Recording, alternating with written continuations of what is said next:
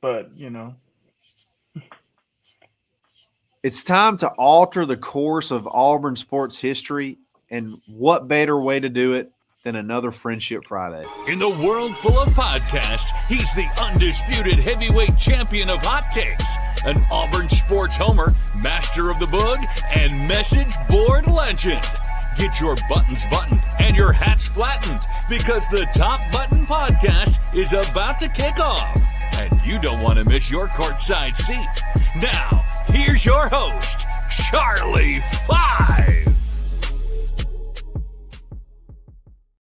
Yes, sir. We're back. It's another episode of the Top Button Podcast. I'm your host, Kyle Rush, a.k.a. Charlie 5, and we are ready to get after it. It's another one of these blockbuster Friendship Fridays that have just been a hit after hit after hit, and we got another guest joining us. It's from the barnauburn.com, your boy George, and we're going to talk to him in just a second. We have a fun topic tonight. We are going to alter the course of Auburn sports history. We got a top 5 list of singular moments that if you could alter those moments, how it would change Auburn sports history in multiple different sports. We're going to have a blast. We're going to talk about that in just a second. But before we get started, we're going to give a quick shout out to Rhoback.com. Use coupon code BUTTON20 to take 20% off every order, not just your next order, but every order. Whether you want polos, hoodies, pullovers, hats, swim trunks, you name it, they got it. Show them some love. It's Rhoback.com. Definitely take advantage of that 20% off coupon BUTTON20. I got your boy George from the barnauburn.com. George joining us today. I'm super fired up. We've been texting back and forth. This is going to be a super fun topic. George, you got some big shoes to live up to, man. It's been blockbuster after blockbuster every Friday. Are you ready for this? yes, sir. I got the top button too. What else is it there for? Hey, man. Hey, why put a button up there if you don't need a button? That's what I always say. George, I'm ready to dive into this. You kind of introduced this topic, and I think it's going to be a lot of fun. We are going to take moments in Auburn history and talk about if they were to fall a different way and how those moments would change the trajectory of Auburn sports, whether it be football, basketball, whatever. We're going to talk about our top 5, and I'm going to kick it to you first, my man. I want you to kick it off. Give me number 1 on your list. We both have 5 moments. What's the number 1 on your list of like moments in time? If you could go back and change it, what would it be? And let's have the conversation on how big of an impact that would be on Auburn sports. Well, first of all, I think at the risk of changing this and potentially extending the Harsin era at Auburn, I can't stop thinking about that 2021 Iron Bowl, man. There's just so much wrong with that game. Defense played great, but Tank Bigsby going out of bounds, up 7, 2 minutes to go. That's and the then, moment. To add insult to injury, I get there's only 24 seconds left in that fourth quarter going into overtime. They don't even bother hucking it down the field. And I think Gary said it on the broadcast, if you'd watched the whole game, you'd know why they were doing that. But it rips your heart out to not even see them try to chuck it down there. I mean, you could take the Tank Bigsby, that singular play, and if he just were to slide, if you slide down inbounds, that game's over. Now, you give him 40 seconds. The ramifications of what happens after that is a whole nother conversation. But my goodness, man, like Tank beasted it for us for so many years. That one play, man, if you just slide down, if you get the first down and slide down, we win the game. Like, but who knows what happens in the Harsin era after that. But that's definitely one that I lose sleep over. Is that one for sure. Great one to kick it off. So here's mine, okay? And this one may be too obvious, and, whatever. It is what it is. But if if Virginia is called for the double dribble in the Final Four in 2019, what happens to Auburn basketball after that? I mean, let's just be honest. That team was built perfectly for a one-game setup. Like, that team was so perfect for that tournament. It was so perfect for a one-game winner-take-all matchup.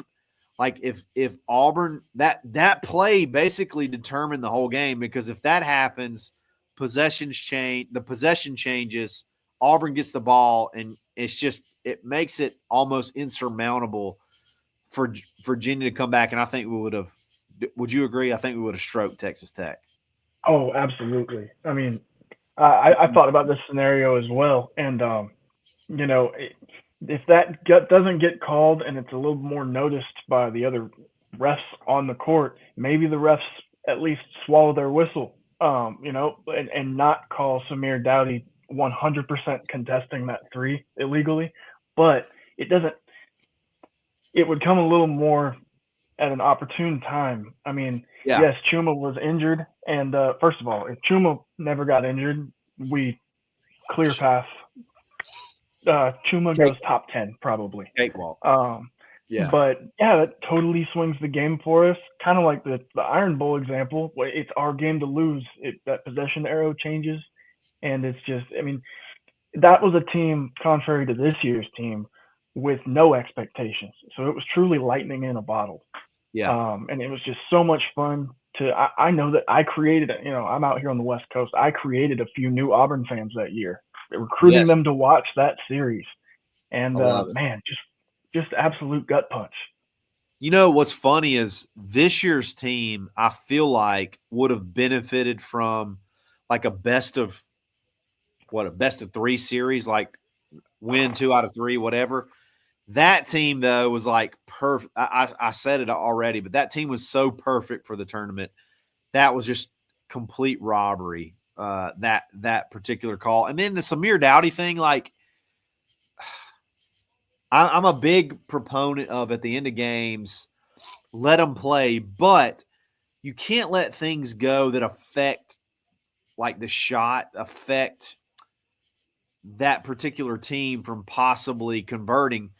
The thing about that foul was it was after the ball was released. It was after the ball was in the air. So, like, the foul didn't do anything to change the trajectory of that shot. Like, would it have gone in? Would it have not? Like, the foul happened after the ball was released. So that's the big problem I had with that. But I just backed it up to the double dribble. So if that's called, I think Auburn's national. That's national championship. That's a national championship basketball team. And then who knows what 100%. happens? Who knows what happens the next year and the next year and the next year? Like, we're already really good in basketball, but like, what happens if Auburn wins a national championship that particular year? So that's a big one. Hit me with your number 2. Absolutely. I'm going to stay in the football lane and go to 2023 Georgia. As I like to call it, the can we please just tackle Brock Bowers game? Because it's just, I mean, I rewatched it yesterday because I knew I was going to talk about this. Just 3rd and 12, 3rd and 17, 3rd and 8, like so many opportunities. And again, if we win that game, it changes the trajectory a little bit. Maybe, but you win that game and all of a sudden, Hugh Freeze in year 1 of a rebuild looks like a genius, heaven sent. And I couldn't get over that. It's just all about that. One tackle after another missed.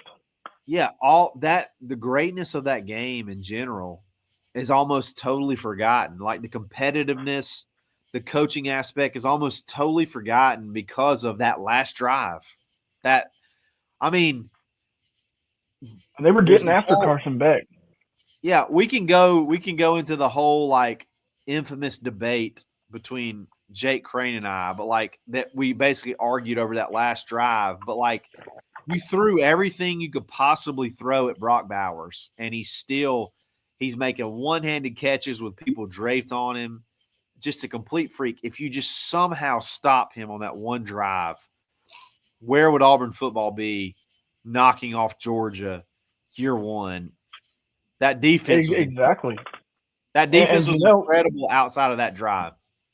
exactly. And the damnedest thing about it is that it really just came down. All the other missed tackles are, you can still have those, but the game really came down to 1/3 and like 17. Yeah, And we just couldn't make it happen. And talk about sour tastes in your mouth. whew. Man, hey. So if we could change that, I'm all in. So my number 2 is the 20. It's hard to know basketball what year they claim things because it's like there's a dash. There's the whole 2020 2020-2021, 21-2022. So I don't know exactly what year you accredit this to, but essentially the year right after the Final Four run, okay, is the year that COVID shut down the season. And that team was awesome. And that team was catching fire at the right time.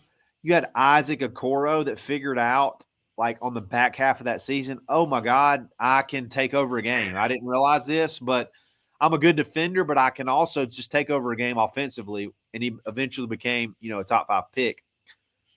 I would love to go back in time and say, let's don't stop that season and let's figure out how to make it, how to end it, how to work the season out. Because as everybody remembers, Auburn goes into the SEC tournament, I think, as maybe a 5 or 6 overall seed, but was playing really good basketball. And I think that team could have been another Sweet 16 / Elite 8 type team. And if you could have gone Final Four, Elite 8, Sweet 16 back to back, like, it's funny. We basically make it's Final Four or bust. Like, I'm the kind of basketball fan. I'm the kind of basketball fan where it's like, if you get me to the Sweet 16, I feel like we're playing with house money after that. You know what I mean? So, like, oh yeah, Sweet 16, and like whatever happens after that happens. With Auburn right now, it's Final Four or bust. But like, that team, man, was really good. That team to me was like the mark of like a really good basketball program that maybe is not necessarily championship caliber, but could get hot and make a run deep in the tournament. So I would love to go back in time and just say, hey, let's don't shut her down yet. Let's play this thing out and let's see what happens, because I think Auburn could have gone on a run. Especially since, we could all kind of see what was coming with the whole COVID thing, and I was really looking forward to having that, Yeah. And they trash can it all. They cancel the season, and what a disappointment. But you're talking about a Final Four team. I can't remember if it was Coach K or Coach Cal said something along the lines of anything beyond Final Four is rare air. Anything could happen, but that Final Four is the peak of aspirations. Yes. And as a side note, that's why none of the moments I could think of for this segment involved this year's Final Four team. Like, we lost to a really good team in Florida. Yeah, we got there. No disappointment at all.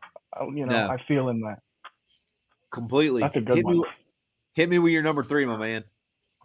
Oh, this one's gonna sting a little bit. I know everyone remembers the DPI against Kelvin Benjamin in the 2014 Florida State Natty game. I think that's not the play you change. I think I'm seeing a theme here with my picks circling around tackles, but if we just tackles Kermit Whitfield on that kickoff when he housed it, because that happened with only a few minutes left in the fourth.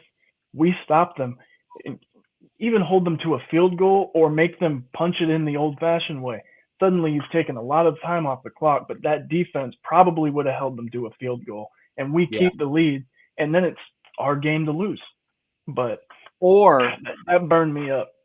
Or worst case, you're the team with the ball at the end. And I'll go ahead and tell you, You give me Nick Marshall with the ball at the end of the game, you're a beat ass. I'm just going to go ahead and say it like he did it multiple times that year. If Nick Marshall got the ball at the end of the game, just that's an L. I'm feeling good about that. Oh, yes. Hey, and who was it? I can't remember the guy. Was it gosh, he signed with the Patriots, I think. Jason Jones? Or Jonathan Jones? No. That particular year, he's running down the field in his lane and he blows out his hamstring because that field was god awful. Like everybody was slipping and falling. Who was it? Like that was the play. His first name was Brandon. I can't think of his last name. He was like that safety hybrid player that we got out of JUCO. It was that. I know who you're talking about. King, Brandon King. His name. Yes, there we go. I think it was Brandon King. I think he blew his hammy out on that particular play. If I'm wrong, correct me in the comments. It was somebody like that blew their hammy out on that play that let Kermit score on that kickoff return and just made that game way more interesting than it needed to be. Auburn, we did go back down the field after that and score, but then they had then they got the ball last. Like if that doesn't happen, there's a good chance we end that game with the ball. That's such a good one. Not the outcome of the game, but just that one kickoff play. Like how often does a kickoff go back? It's very rare. If you just especially in a national championship game. Yes. I was at that game. Were you there? You're from out that way. I was not. I was in my freshman year at college, and I had to watch that on TV after telling all my friends out here in Washington, hey, come watch Auburn win the national championship. Yeah. So I had to eat a little crow. That was such a great trip. And I may talk about that on a whole nother day. But my number 3 is not necessarily Auburn, but like what it could have done, like how it changes the trajectory of Auburn football and athletics. If Alabama sticks with Rich Rodriguez, whenever they hired him, I mean, he accepted the job. He was going to Alabama, and then all of a sudden, his wife says, "You know what? I don't think I want to move to Tuscaloosa. I don't think we need to do this." He accepts the job, then kind of backs out, and that sort of backdoors Nick Saban, the great. I mean, I'll say it. I don't care if it hurts anybody's feelings. The greatest, arguably the greatest college football coach of all time. I actually agree with you on that. I was listening to your pod the other day with your buddy, and you guys were talking about Georgia versus Bama. Who do we hate more? I've kind of become prisoner of my condition too, and I mean, it's kind of like I'm a Seahawks fan as well by default. We hate Belichick, but I mean, he's the greatest of all time. Yes, you can't. A spade's a spade, And so I agree with you. Unfortunately, I mean, oh man, what a killer keystone! Just turning time. How different an unchecked dynasty that never would have been. I mean, if Rich Rodriguez just sticks with Alabama, what happens? There's a chance Nick Saban's back in the SEC at a different school. Hell, it could have been Auburn. There's a chance Nick Saban goes to a different school outside of just Alabama if Rich Rodriguez is there, because he's going to be there for 3 years minimum. I feel like we're verging on a sacrilege here a little bit, but it's real easy for me to cringe at the idea of Saban at Auburn now. But back then, there's no history there, so it's dangerous territory. Think about that one before you go to bed tonight. Like think about that before you go to sleep tonight. All right, hit me with your number 4. Oh, okay, yeah. Here's another possible Harsin tenure extender, but damn, if I wasn't disappointed when Bo Nix hurt his ankle versus Mississippi State. I know this likely saves Harsin from hot seat temporarily, but depending on your allegiances to Bo and the situations surrounding that, he may not have ended up transferring. But I remember watching games later in that season um, with TJ Finley throwing the ball around, and you can just see it on his face on the sideline. You knew that kid was going to transfer, and however some folks might feel about Bo, that kid deserved to finish his career here.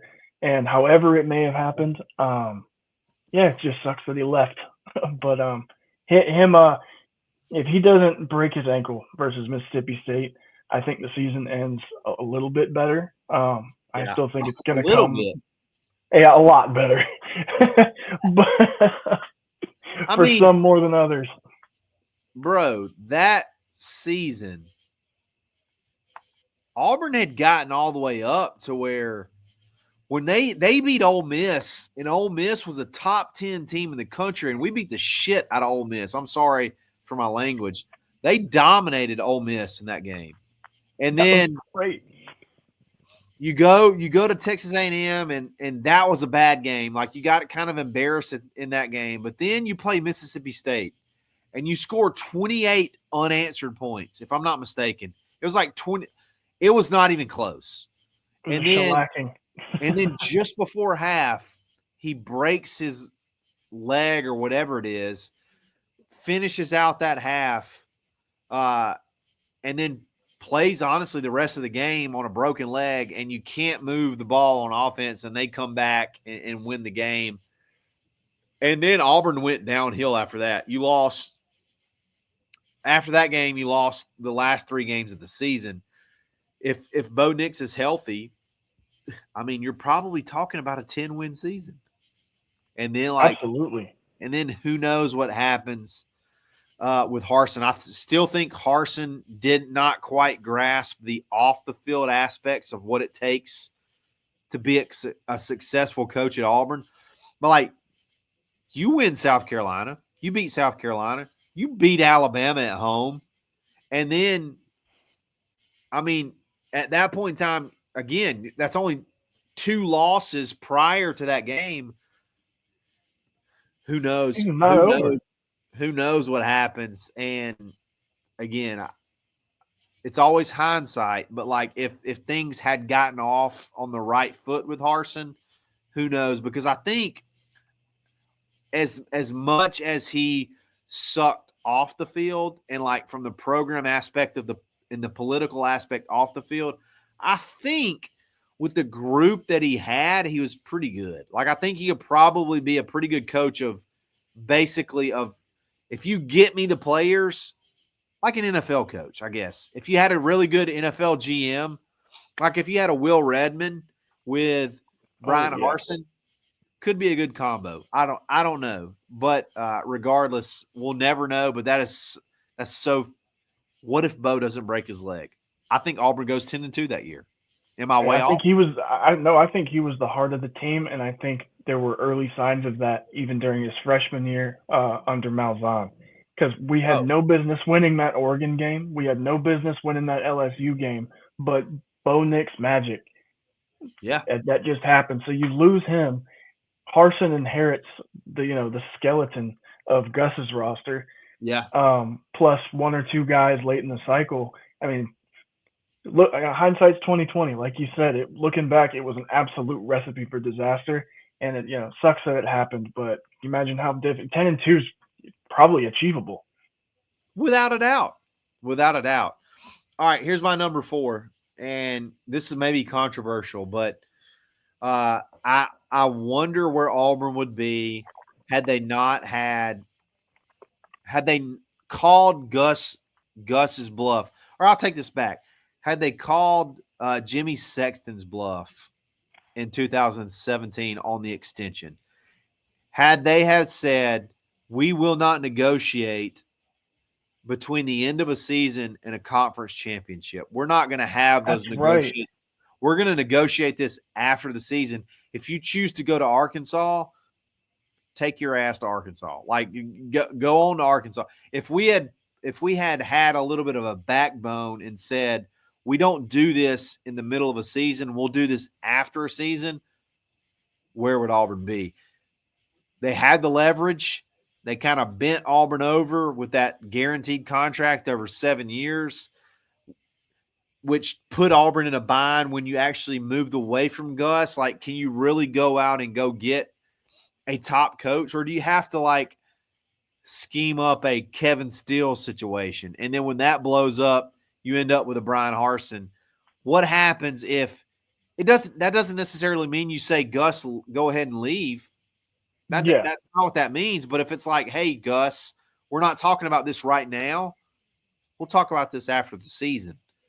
How does that change the trajectory of Auburn in 2017? Because I still say if you could have gotten Hugh in 2020 instead of Hugh in 2022 or 2022, whenever it is you actually hired him, that I think that could have been a big difference. And I'm not ready to throw the towel in, obviously, on Hugh. I still think that could be a really good ending to this story. But I wonder what happens if Auburn says we're going to call your bluff in 2017.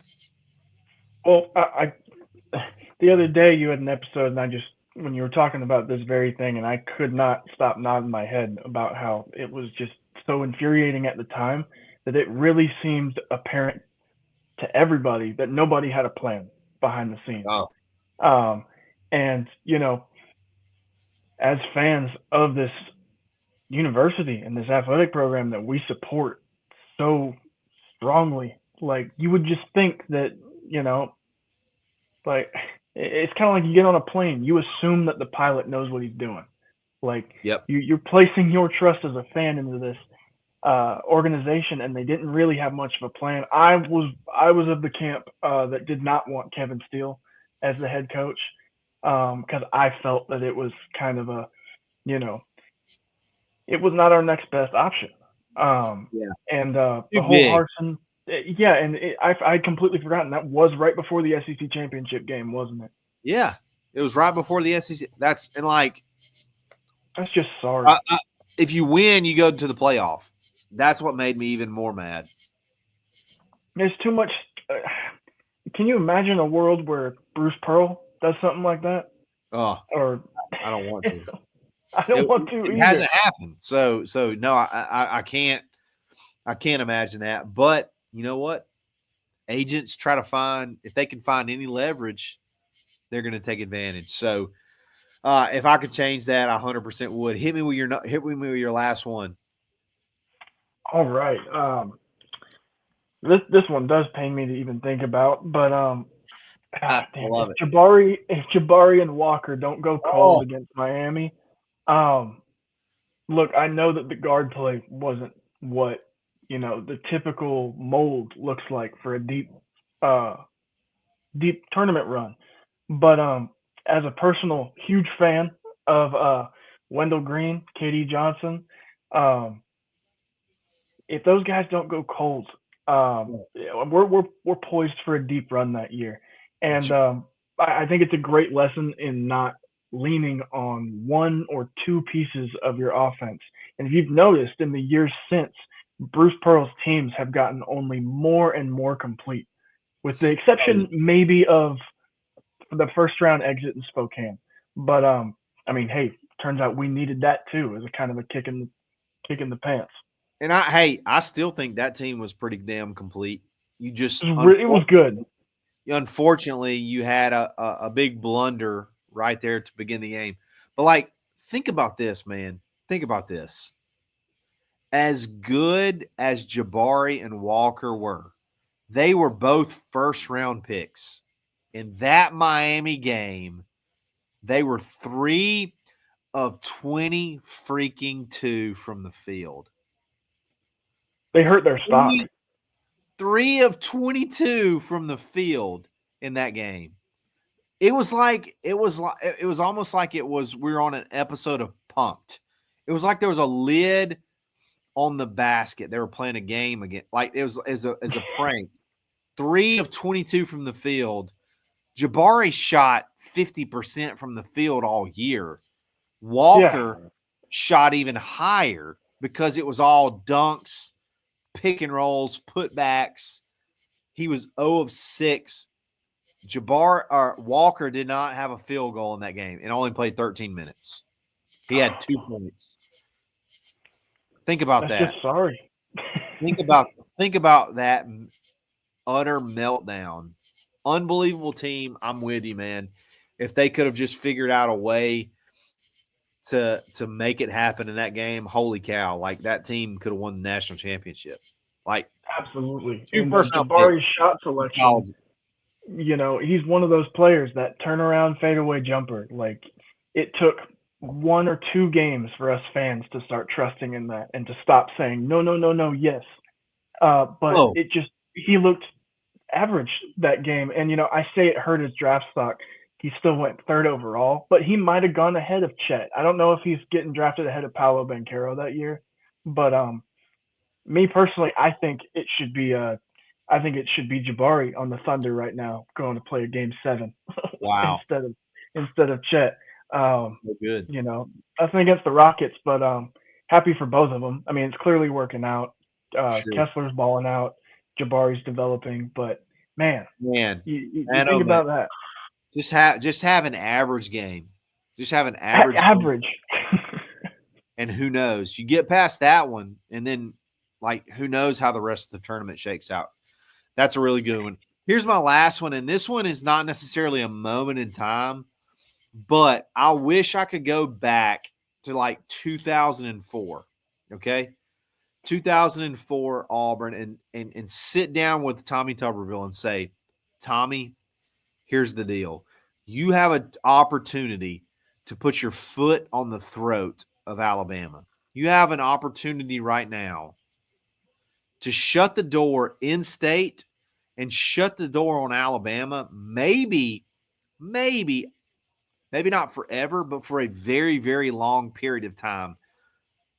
But I love Tommy Tuberville, okay? But I felt like not only from a Tommy standpoint, but from, hey, maybe even a little bit you and my standpoint, from a fan standpoint, Auburn became okay with beating Alabama in the Iron Bowl and not putting them into submission, burying them. Remember, Alabama was on probation. They were a sleeping giant. Mike Shula, or whatever his name was, Shula was everybody knew he was a get us through probation coach, okay? So you had a chance throughout the whole state of Alabama to put your foot on the throat of Alabama. You had a chance to sort of cement yourself as the top program in state and honestly one of the better programs in the country. Excuse me. And we had the duck hunting, we had this, we had that. It just felt like Tommy and Auburn fans in general became too comfortable with just beating Alabama. And we were beating Alabama and finishing the year 8-5, finishing the year not even playing for the SEC championship. It's like, what if that mindset switched and turned into a killer mentality that's Barium? What if, I mean, think about this, George. It took Nick Saban one recruiting class to flip 4 years of probation. What if we were on the ball? What if Rolando McClain, you had been recruiting his butt since he was in 8th grade as an Auburn Tiger, just ferociously recruiting the trail at that point in time. Say, hey, don't let them off the mat. Don't let them off the mat. No 3 count. You're done. Knock them out. TKO. We couldn't do it. I wish so badly I could go back to 2002, 2003, 2004, Tommy Tuberville and say, look, my man, you have an opportunity that you could shut the door here. You could prevent a dynasty. It's a dynasty. It's a dynasty from there. I don't know. I know that's very vague, but it's something I think about all the time. No, it's a good one, and those types of scenarios have rippling effects beyond just Oh man. 4 or 5 seasons. I mean, you could be talking about a culture shift years on down. I mean, we're really bugging here, but if like It's so true though. it is, I mean, who knows? Cam could stay another year after he, and run it back to back. You know what that would do for recruiting? But it all starts back then. I mean, Nick Saban and by extension Georgia, once Kirby Smart got there, were able to just build unchecked dynasties because they had no mercy.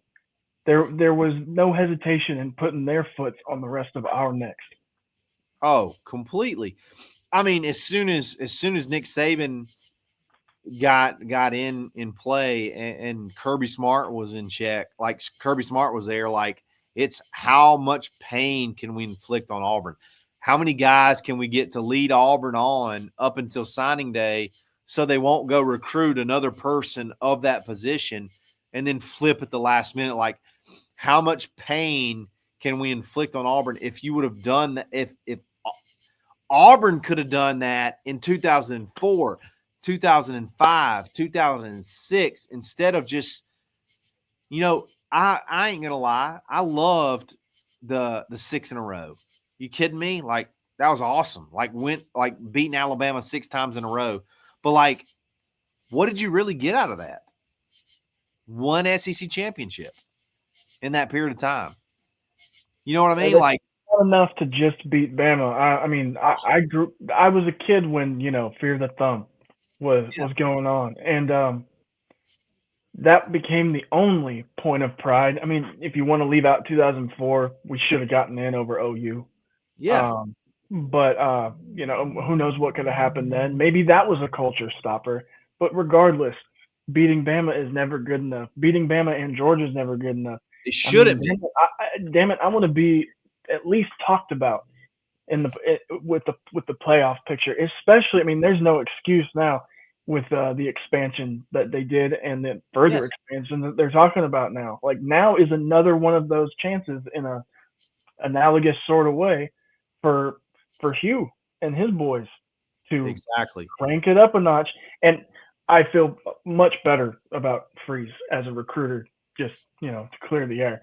Like, he's really getting on it, but he's got to stay on it. And I don't want anybody to worry about next year's recruiting class just yet. I'd like to remind you that I think the top 4 or 5 of our 2025 guys, they didn't even commit until July, August, September. Yeah. So exactly. I think we're good now, but we should learn from our history. That's a really good one. Yeah. Put your foot on the pedal. Put your foot on their throat. End it if you can. If you got the opportunity, end it. I wish Tuberville would have had a little bit of that killer instinct. Like, we could beat any team and we could also lose to any team. Like, there was no team we went up against on a Saturday where I felt like Auburn could not win that game when Tuberville was a coach. But on the flip side, there was also no team we couldn't lose to. And that 2006 team that should have been playing for the national championship lost 2 games. They had 0 business losing. What if you win those games? What if you don't lose to Georgia at home? You go play for the national championship with a team that's freaking stacked to the gills, and then you just parlay that. I don't know. I think about that. I lose sleep over that at night. But that year was peak Malzahn trickery, and I could not get enough of it. Oh, for sure. George, George, thank you so much for joining us. I think this was an epic Friendship Friday, another great one, talking about altering the course of Auburn history. And I know it's stuff that we all think about. What are some moments that you think about? Let me know in the comments. Let us know in the comments some moments that we may have missed. There's tons that you can point to. Like, I don't want to necessarily go back to like the 50s and 60s, but like just recent history, there's a couple of things that could be altered, and like, who knows where Auburn football, basketball, baseball, whatever ends up at this point in time. So, guys, I really appreciate it. This is the last show of the week. We're going to be back again Sunday live We got a really good Sunday coming up. We're going to talk about the most inside information that we've ever had between Zach, Daryl Dapprich, myself, the greatest inside information we ever had that we necessarily couldn't share. We're going to have a really fun opportunity to conversate over that. It's going to be a blast. George, my man, thanks for joining us again. We'll be back again soon. It's another episode of the Top Button Podcast. My man's top buttoned right here. I love it. Stay buttoned. Thanks for listening, and drive home safely.